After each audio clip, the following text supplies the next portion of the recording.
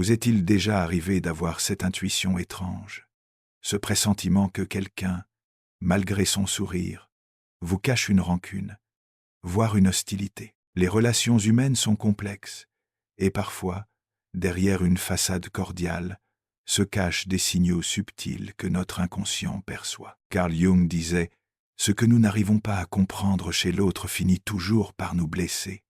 Et c'est exactement pour ça que cette vidéo est essentielle. Aujourd'hui, nous allons explorer 13 signes cachés qu'un proche vous déteste secrètement. Certains vont vous paraître évidents, d'autres vont littéralement vous surprendre. Avant qu'on commence, si vous aimez comprendre les comportements humains et percer les secrets de la psychologie, pensez à vous abonner à cette chaîne et à activer la cloche. Restez bien jusqu'au bout, car le dernier signe est souvent celui qu'on remarque en dernier, mais qui fait le plus mal.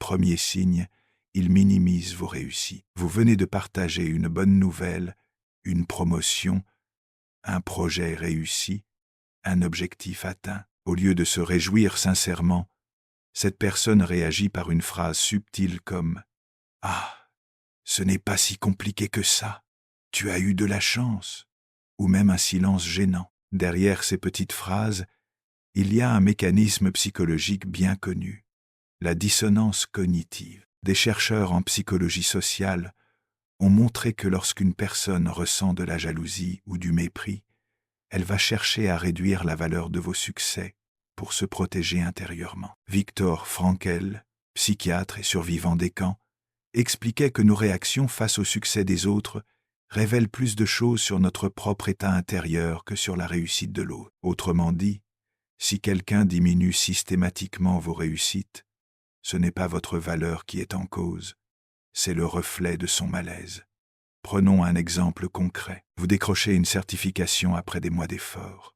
La plupart de vos amis vous félicitent, mais un proche lance « Oui, mais tu sais, ce diplôme ne vaut pas grand-chose aujourd'hui. » Ça, c'est un signe clair qu'il ne supporte pas de vous voir avancer. Et rappelez-vous, un vrai ami, même s'il traverse des difficultés, trouvera toujours un mot sincère pour se réjouir avec vous.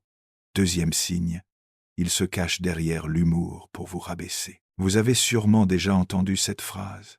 « Mais je rigole, faut pas le prendre mal. » En réalité, derrière l'humour, certaines personnes utilisent les blagues comme une arme. Elles font passer leur critique ou leur mépris sous une couche d'humour pour ne pas assumer leur hostilité. Des chercheurs en psychologie ont d'ailleurs montré que l'humour agressif est souvent un moyen d'exprimer une hostilité latente tout en restant socialement acceptable. C'est ce qu'on appelle le sarcasme défensif. Carl Jung disait que le masque que nous portons dans la société, ce qu'il appelait la persona, cache parfois une vérité bien plus sombre. Ici, le masque, c'est l'humour, mais ce qu'il révèle, c'est une hostilité refoulée. Exemple concret, vous racontez un projet qui vous tient à cœur. Cette personne sourit et lâche. Toi, entrepreneur, tu ne tiendras pas 2 mois. Tout le monde rigole. Mais au fond, il n'y a rien de drôle. Si les blagues d'une personne vous laissent toujours avec un goût amer, ce n'est pas de l'humour, c'est une façon déguisée de vous rabaisser. Troisième signe, ils évitent le contact visuel ou le forçant de manière étrange. Le langage du corps ne ment presque jamais. Quand quelqu'un nous apprécie, son regard est naturel, spontané, parfois même chaleureux. Mais quand une personne nourrit du ressentiment, le regard devient révélateur. 2 cas fréquents. 1. Évitement total. Elle détourne les yeux comme si vous n'existiez pas d'eux. Regard trop insistant, presque un défi, une façon de vous mettre mal à l'aise. Des études en neurosciences sociales ont montré que le contact visuel active des zones spécifiques du cerveau liées à la confiance et à l'empathie. Quand une personne vous déteste, ce lien émotionnel est rompu. Résultat, soit elle fuit vos yeux, soit elle cherche à exercer une domination silencieuse en vous fixant. Viktor Frankl parlait de la responsabilité relationnelle. Nous ne choisissons pas toujours les circonstances, mais nous choisissons toujours la manière dont nous regardons l'autre. Un regard peut être une main tendue, ou un mur invisible. Exemple concret. Lors d'une réunion, vous présentez une idée. Tout le monde vous regarde, sauf cette personne. Elle fixe son téléphone ou son cahier. Et si vos regards se croisent, elle détourne aussitôt les yeux. C'est un signe fort qu'elle ne veut pas établir de lien avec vous. 4e signe. Il sabote subtilement vos efforts. La haine silencieuse ne passe pas toujours par des mots, mais par des actions, ou plutôt des micro-actions. Cette personne peut se montrer indifférente quand vous avez besoin d'aide. Ou pire, elle peut mettre des obstacles sur votre chemin, volontairement ou pas. C'est ce que les psychologues appellent le passive-agressive behavior, une hostilité indirecte, exprimée par la procrastination, l'oubli accidentel ou le manque de coopération. Exemple, vous demandez un petit service, comme transmettre un document ou rappeler une information importante. La réponse est toujours la même.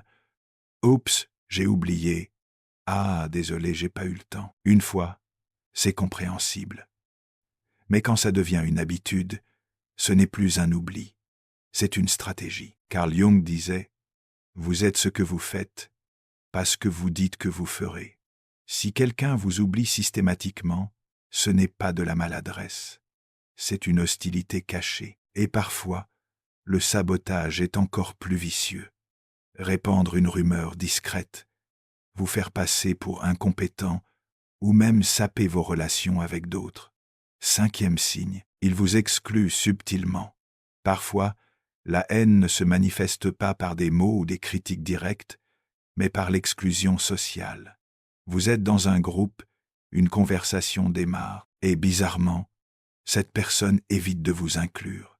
Elle ne vous pose pas de questions, ne vous regarde pas, et parfois même, change de sujet dès que vous prenez la parole. Des recherches en psychologie sociale, notamment sur le phénomène d'ostracisme, ont montré que le fait d'être ignoré active les mêmes zones du cerveau que la douleur physique. Autrement dit, être volontairement exclu fait aussi mal qu'un coup de poing.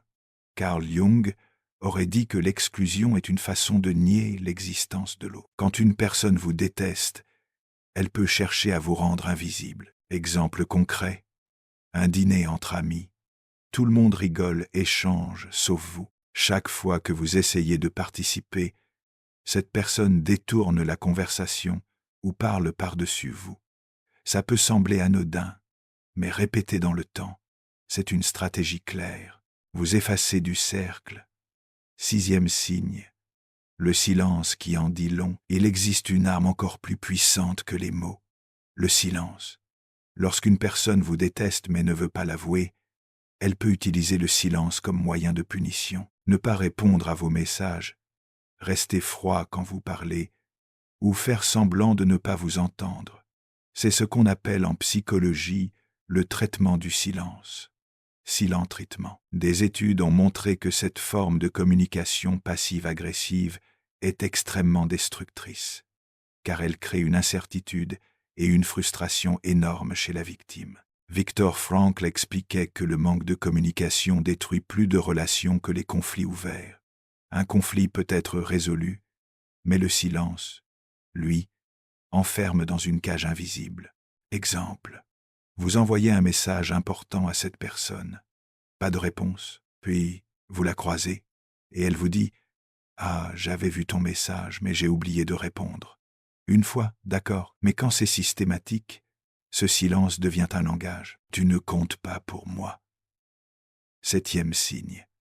Leur comportement sur les réseaux sociaux. À l'ère numérique, les réseaux sociaux sont devenus une extension de nos relations. Et croyez-moi, quelqu'un qui vous déteste secrètement va souvent le montrer en ligne.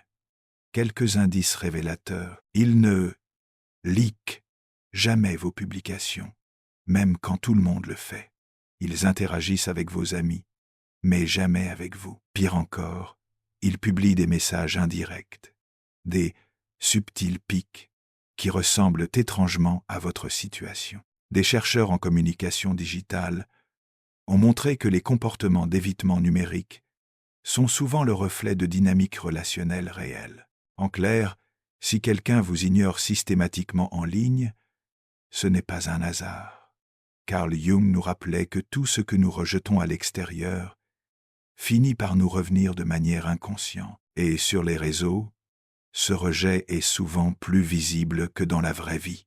Exemple, vous partagez une réussite, un voyage, une photo de famille, tout le monde commente, sauf cette personne. Mais le lendemain, elle publie un post ironique qui, par hasard, critique exactement ce que vous avez posté. Pas besoin d'être devin pour comprendre le message caché. 8e signe, les compliments empoisonnés.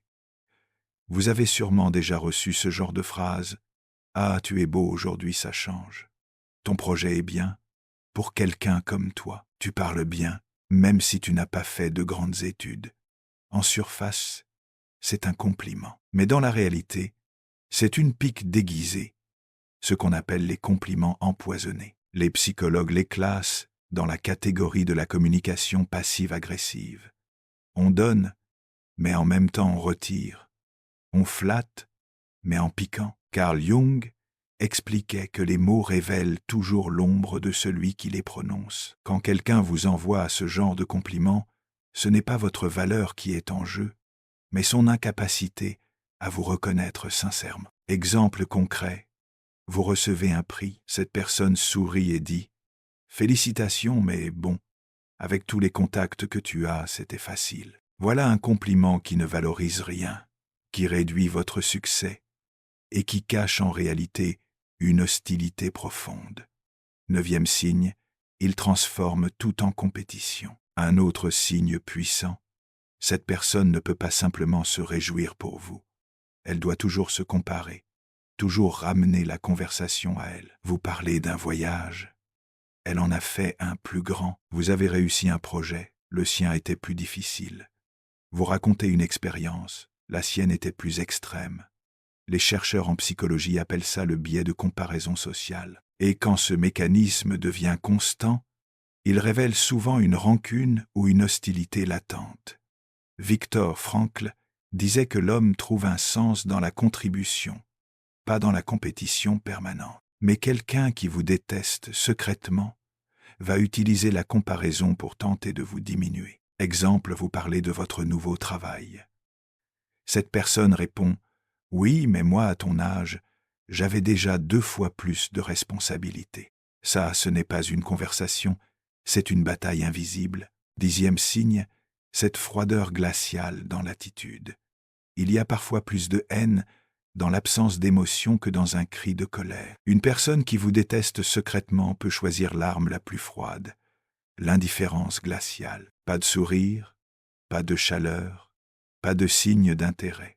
Juste une distance froide, mécanique. Des études en psychologie relationnelle montrent que l'indifférence émotionnelle est souvent le signal le plus clair d'un rejet profond, car même la colère est une forme de lien, mais l'indifférence, elle, coupe tout. Carl Jung aurait dit « L'opposé de l'amour n'est pas la haine, mais l'indifférence. » Quand quelqu'un vous traite comme si vous n'existiez pas, alors même que vous êtes présent, c'est peut être le signe le plus douloureux qu'il vous déteste en silence. Exemple, vous parlez, cette personne répond par des ou par un simple hochement de tête, sans jamais montrer d'émotion. Vous pouvez être là ou ne pas être là. Pour elle, ça ne change rien. 11e signe, la manipulation émotionnelle. Parfois, la haine cachée ne se manifeste pas par des cris, ni par des insultes, mais par quelque chose de bien plus dangereux, la manipulation émotionnelle. Cette personne ne vous attaque pas directement. Elle choisit de vous faire douter de vous-même. C'est ce que les psychologues appellent le gaslighting. Elle remet en question vos perceptions, minimise vos émotions ou vous fait croire que vous êtes trop sensible. Vous dites « Ce que tu as dit m'a blessé ». Elle répond « Tu inventes, tu exagères toujours ». Et à force, vous commencez à douter « Est-ce moi qui ai mal compris? Suis-je trop fragile ?» Non, vous êtes victime d'un mécanisme toxique. Des recherches en psychologie clinique ont montré que ce genre de manipulation détruit peu à peu la confiance en soi et peut isoler totalement la victime. Viktor Frankl disait que l'homme trouve sa liberté dans la manière dont il répond aux circonstances. Mais attention, face à quelqu'un qui manipule vos émotions, la meilleure réponse, c'est de poser des limites fermes. 12e signe, le double visage en public et en privé. Un autre signe, très révélateur, le double comportement. Devant les autres, cette personne se montre chaleureuse, sympathique, presque parfaite. Mais, en privé, le masque tombe. Froideur, critique, pic constant. C'est perturbant car vous vous demandez si vous inventez, puisque tout le monde semble la trouver agréable. Mais vous connaissez son autre visage.